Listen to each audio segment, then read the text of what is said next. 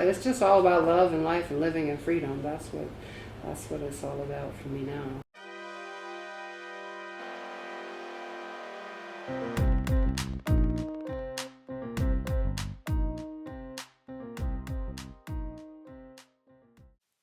Welcome to the Rich Spinster podcast. This is Alexis. What a week it has been. So there was this TikToker, I think her name is Nicolee or something like that. And she is doing this little social experiment where she is calling up churches and she is, baby crying in the background and she's saying, I am out of formula and I need help. I need help. And the churches are asking, well, are you a member? The churches are asking, are you a member? And she's saying no. And the majority of these churches are saying, sorry, we can't help you. Have you tried this place or that? We can't help you. But she is finding that the places that are willing to help, mosques, Buddhist temples, black churches, come on. I think the mosque asked, what type of formula does the baby take? This is what I am talking about, people. Listen, I've long said these damn Christians are full of shit. These evangelicals are full of shit. They are not, they don't believe in Jesus. They believe in Christmas. They don't follow in the footsteps of Jesus. They're not trying to be like Jesus.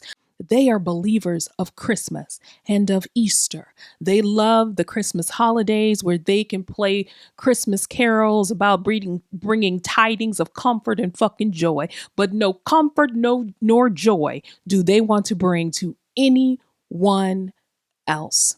They love Easter because they love to dress up in fucking pastels and lace and these ridiculous hats and take their kids to church all dressed up and taking pictures with eggs and the Easter bunny and shit.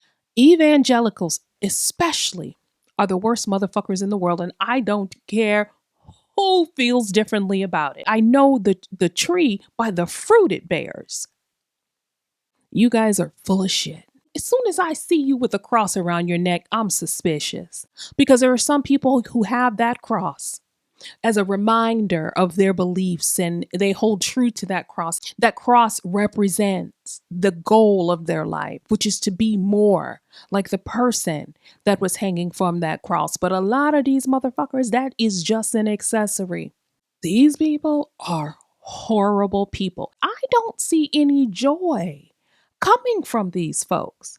You know how they say ignorance is bliss? I don't believe so. Ignorance is not bliss because if it were bliss, the right would be the happiest group of people that you've ever met. Ain't no happiness over there. You know what's over there? Anger, misinformation, secret grinder profiles. Republicans, he's playing in your faces. Forget everything else, okay? We don't have to talk about the big bullshit bill. We don't have to talk about the government shutdown. We don't have to talk about foreign policy. We don't have to talk about the fact that it's obvious that he has dementia and has possibly had a stroke. We don't have to talk about any of that. But let's talk about the fact that this motherfucker fixed his mouth to say grocery prices are down. He's playing in your face. Y'all should be mad. I'm mad for you. I'm mad for you because I know it hurts your feelings to have a belief in something or someone and then to be wrong. That will hurt your feelings like nothing else. It will have you questioning your own sanity, your own intelligence. How could I be swindled in this way? I've been swindled before. I'll take you back to 1984. 1984. There I was, waking up super early, and I knew that I saw Santa Claus on Christmas morning. It was about 4 o'clock in the morning, and I could hear Mama in the kitchen, and I got up and I looked in the playroom where all of our gifts would be. The tree was there, illuminated beautifully. And when I walked out of the room and Mama saw me, she said, go back to your room. So I went back to my room. But a child's mind, I thought I saw Santa. I was so excited. I was like, I saw Santa Claus. I got a glimpse of Santa Claus. I told mama, Mama, I saw Santa. And she said, You did? I was hoping you didn't see him. She played along. So I knew that Santa was real because she confirmed that she saw him too. Imagine how played I felt later. Imagine how played. I was mad, but I wasn't MAGA mad. Y'all should be MAGA mad. MAGA mad is a whole different level of festivity. These Republicans, they don't like fun. They don't like sunshine. They don't like feeding people. They don't like rainbows. They don't like anything, nothing but Budweiser and Brett Favre. Speaking of Brett Favre, I saw something online that reminded me that Brett Favre was actually accused of defrauding Snap. What? You know what? I'm not going to talk about this motherfucker this whole time. Anyway, I have been doing something for 2 months that has been so life changing for me and so much fun. And that is, I have been cooking everything that I eat. For example, yesterday I made chicken tacos. I made my own tortillas. I was in the kitchen making my own tortillas, y'all. I felt like somebody's abuelita. Like, it was amazing. It was so amazing. And I have just been enjoying that process and also realizing just how much better food tastes when I make it. I've always cooked, but I've never cooked like everything that I eat. And it has been just such a life changing sort of experience for me. Everything has been from scratch. And I've been so impressed with myself. So there was a recipe that I really wanted to make, and it was Mama's Perlo rice. I could taste that Perlo rice. I wanted it so badly. And I looked online and I saw a bunch of recipes, and I actually looked in her recipe book to try to find her recipe, which I could not find. And I kid you not, you guys, I went in the kitchen and I was just like, okay, girl, be with me.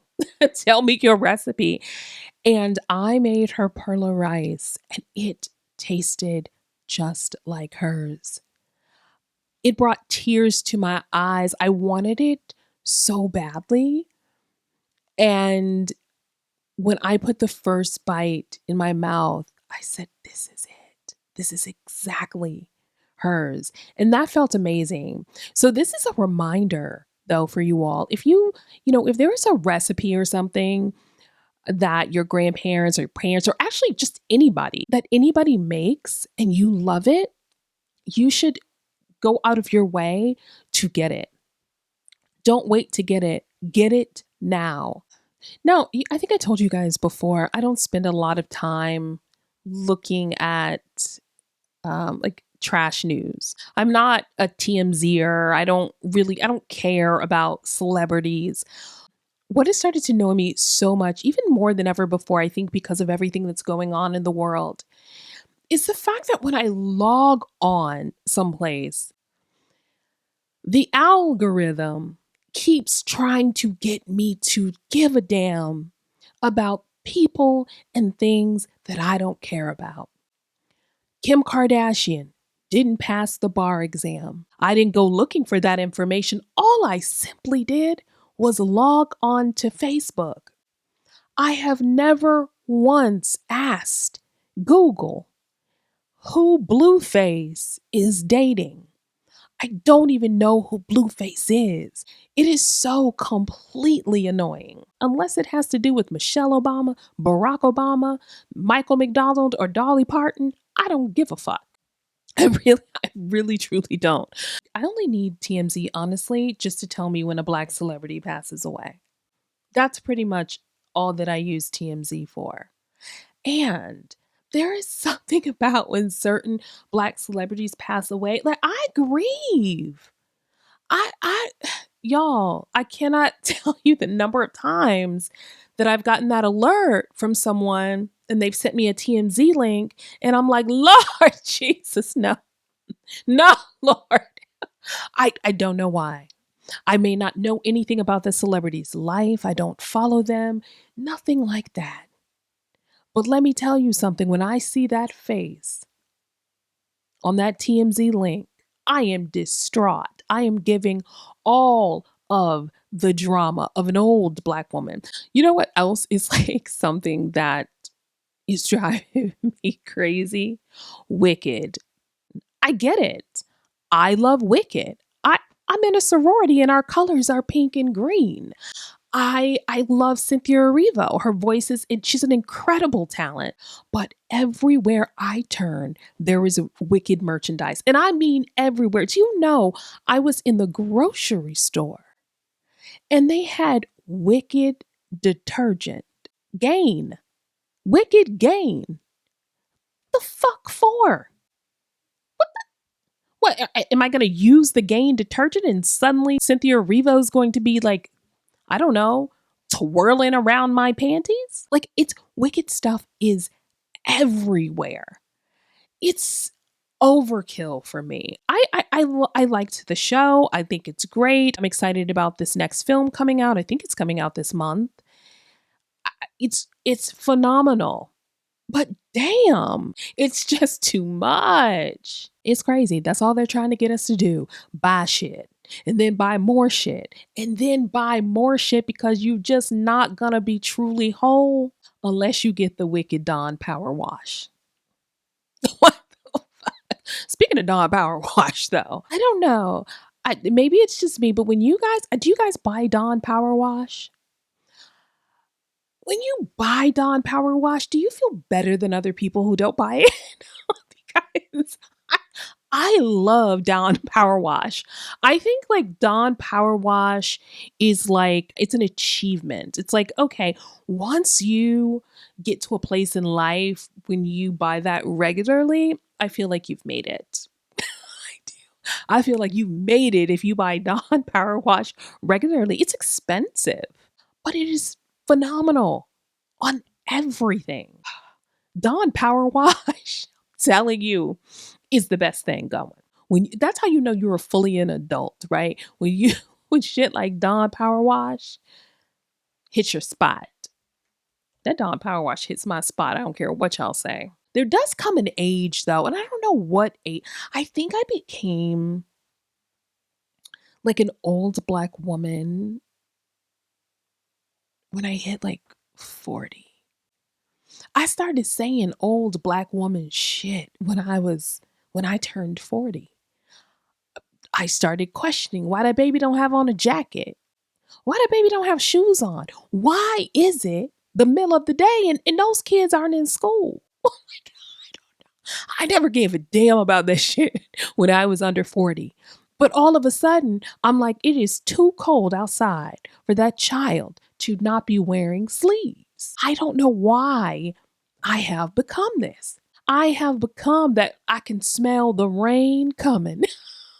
I was talking to somebody and they were saying, oh, such and such is not doing well. And I said, you know what? It ain't every leaning post that falls. Why did I say that? Why, why did I say that? I was talking to one of my sorors one time and I'll never forget. I was just like, girl, we got to stay prayed up. What? I'm not even religious. Why am I talking like that? It is something in the blood.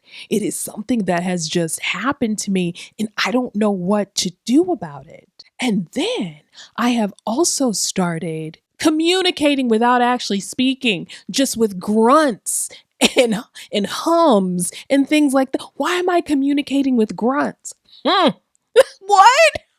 Why am I doing that? I have no idea why I'm doing that. My only answer is that I've just become an old Black woman. I remember like talking to someone, she was talking about how this man was whining and dining her.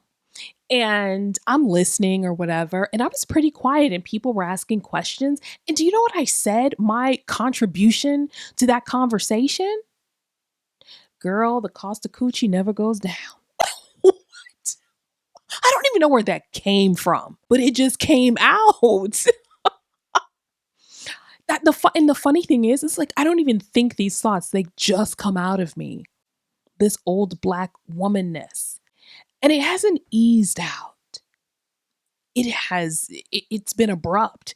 It has been a violent leap into that. And I just can't stop it. Oh, you know what else is some old black woman shit that I've started doing? I start putting the in front of shit that should not have a the. For example, the Google. The fuck is that? I remember I was talking to somebody too about the prevalence of relationships in nursing homes and what's that like. And the person was giving me their opinion is like, how can they be dating and how are these men sleeping with everybody and they're 85? And I'm like, the Viagra.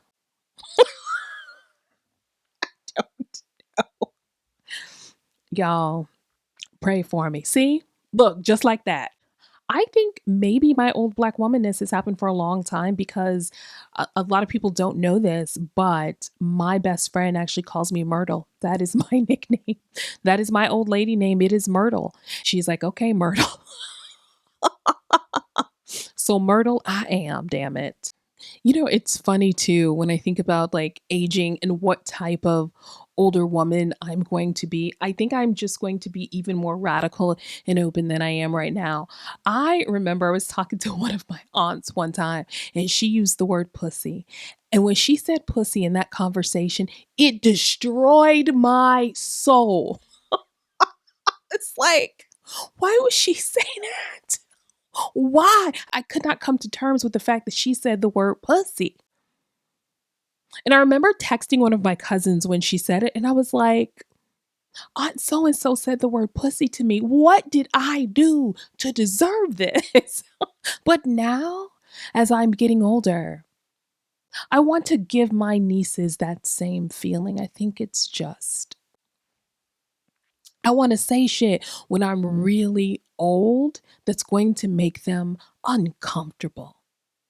It's a rite of passage.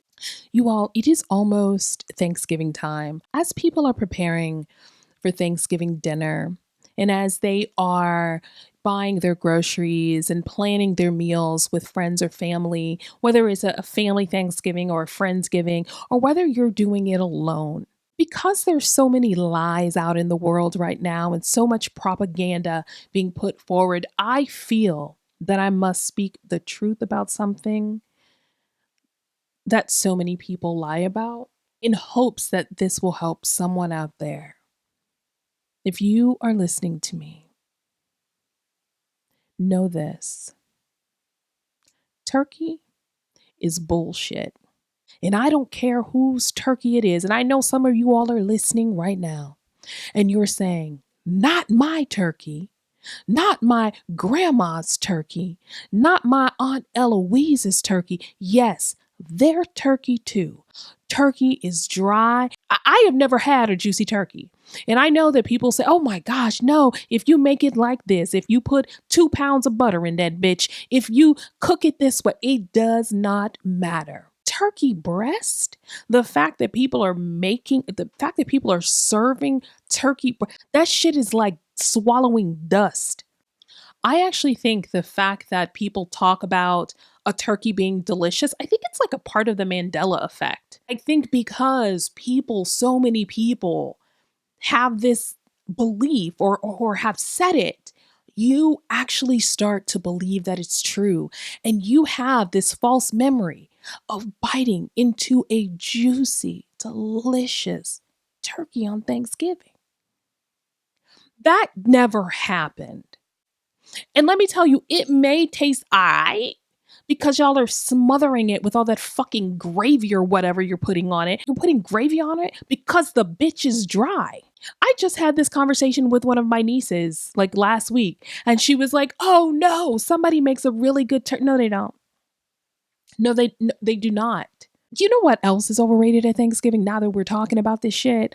Macaroni and cheese. Listen, I love macaroni and cheese. I make a macaroni and cheese and I make it with shallots and goat cheese. And when I tell you it is delicious, it is my absolute favorite macaroni and cheese. But I also want to say macaroni and cheese, this shit is overrated. It is literally just noodles and cheese. People act like macaroni and cheese like you have to have it. It is the best thing in the world. You ask them how was Thanksgiving? What'd y'all have? That macaroni and cheese though. What? Come on. I feel like macaroni and cheese is only impressive until you get to about 20. After the age of 20, you've had all the good macaroni and cheese. It's not going to get any better. It's not going to get any better. By the age of 20, you've had every version of macaroni and cheese. You've had the powdered shit. You've had the Velveeta squeeze. You've had your grandmothers. You've had your mothers. You've had the lady at the church. You've had the macaroni and cheese at an average restaurant. You've had it at a 5-star restaurant. Every macaroni and cheese that you could ever have. It's not going to get that. That is as good as it's going to get. And then they go on Facebook, Instagram, TikTok, wherever they can share a picture or a video. And they show us the picture of the macaroni and cheese. It is noodles and cheese. For me, Thanksgiving is really just about getting up in the morning, playing a Christmas songs, watching the Macy's Thanksgiving Day Parade, and seeing Santa Claus at the end of that. Oh, speaking of Santa Claus, y'all, I okay, I have a lot of Christmas stuff. I saw this smiling Santa artwork online and I was like, I gotta get it. Now, mind you, I'm not shopping. I'm against shopping right now. Okay. I believe that we should be holding on to every dime. So I'm not spending frivolously. I'm not participating in Black Friday or Cyber Monday. I'm not doing any of that shit. But when I saw that photo of that artwork, I had to have it. I called 2 stores and one had sold out and the other one said that they had 3 left. And I was like, hold up, I'm on my way. You ain't said nothing but a word. I am on my way. Got in the car. I drove to the store. I walked in the store and the woman had told me on the phone exactly where it was located. She said, you will have to get somebody to help you get it down when you get here. I said, perfect. I got to the store maybe 20 minutes later. When I walked in, I looked up and I saw maybe 7 different Santa paintings. And I said to a woman who was there, I said, excuse me, can you please get someone to get that painting for me? And she said, which one? I said, the black one. Y'all,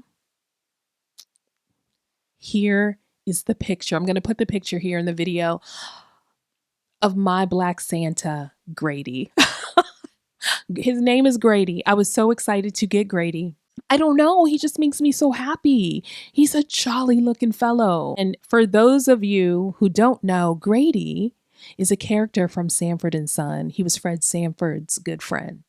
And so I thought that that was appropriate. He just looks like a friend. And also, my brother has a black Santa. It's like a black Santa statue that he leaves up all year. And he changes the outfits and does all of that. He calls him Jerome. And so our family now has Jerome and Grady. I love it. Anyway, have a fantastic week, everyone. Thank you for listening to the Rich Spinster podcast. You can view the podcast on YouTube and listen to the podcast on Spotify, iHeart, and Apple Podcasts. And if you don't remember anything that I said during this podcast, remember this: turkey is bullshit.